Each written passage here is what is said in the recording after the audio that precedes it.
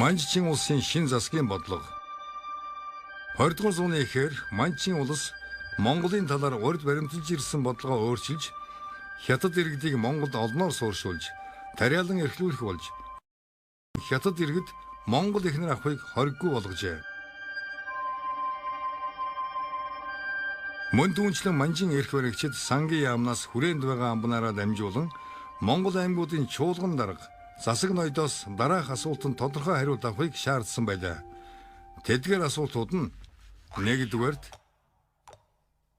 яагаад уудам газар нутагтай Монгол орн цөөнхөн амтай байж хятад иргэдийг нүүлгэн оруулах газар тариалан эрхлүүлэх боломжгүй хэмээн үзэж байгаа тухай.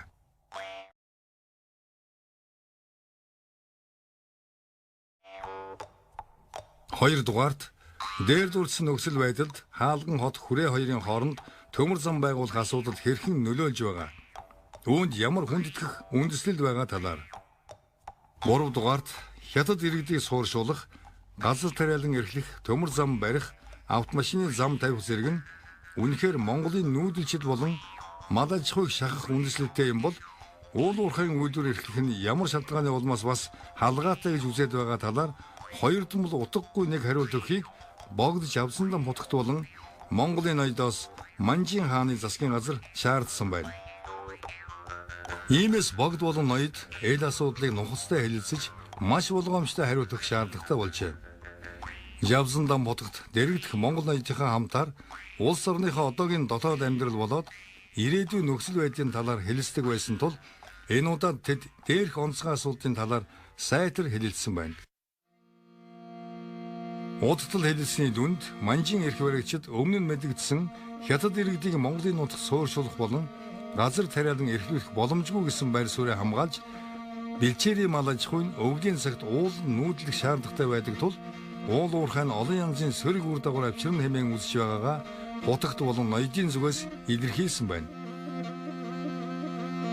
Гэвч Монгол дахь Манжин эрх баригчид шин засгийн бодлого гихчийг Монгол эрчимтэй хэрэгжүүлэхээр улайрч 1911 оны эхээр Манжин засгийн газраас хүрээний амбангийн мэдэлд байгаа хилийн Монгол харуулыг хятад зэргүүдээр солихоор шийдсэн байна.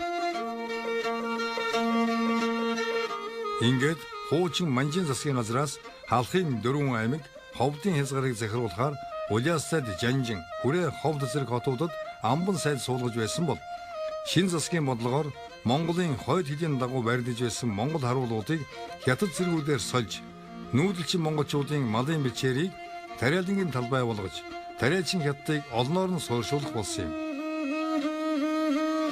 Харин Манжин эрх баригчдын зүгээс Монгол хэрэгжүүлж эхэлсэн энэхүү шин засгийн бодлого болон цэргийн шинжилтийг богдж явсандаа хутагт болоод Монголын ноёд нийт монголчууд онцгой ихээр эсэргүүцсэн хүлээн авсан төдийгүй энэ нь тэдний дургүйсийг дээд зэргээр хөгсөн үйл явдал болсон юм.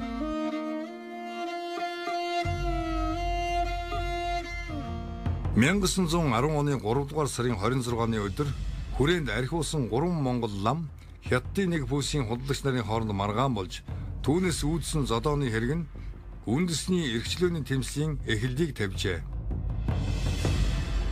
Цагдаагийн үр гүйцэтгэж байсан хятад зэргүүд зодоо хийж байгаа монгол лам нарыг баривчлан цагдаагийн газар руу авч явахыг оролдтол хүрээний олон монгол тэдэн рүү дайрч улмаар хятад бүсийг эвдэжээ.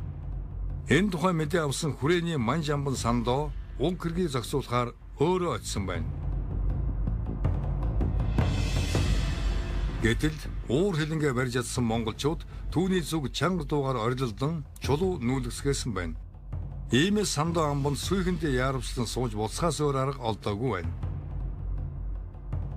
Ингээд хүрээний Манж амбан сайд зодоонд өөрийн биеэр өртсөн учраас эл хэрэгт холбогдох гол буруутанг шаргуу хайж эхэлсэн төдийгүй зодоонд оролцсон олон лам нарыг баривчилж шоронд хоржээ. Үүний үр дүнд тэрээр хариуцлага үүрэх гол буруутанг хутагтын дэргэд байгаа туслах шанзуу мөн гэж үзсэн байна. Харин хутагт хэргийн гол буруутан гэгдээд байгаа ламыг тавьж өгөөгүйгээр барахгүй өөрийн ордонд нуужээ. Мөн түүнчлэн Монгол оронд үүссэн Манжиг эсэргүүцэх монголчуудын уур амьсгал хичнээн хурцдсны илтгэл зогсохгүй хэзээ мэдгүй шүлэн зурвал асгад бэлэн байгаа гэдгийг Манж амбанд мэдрүүлэх шиг болсон байна.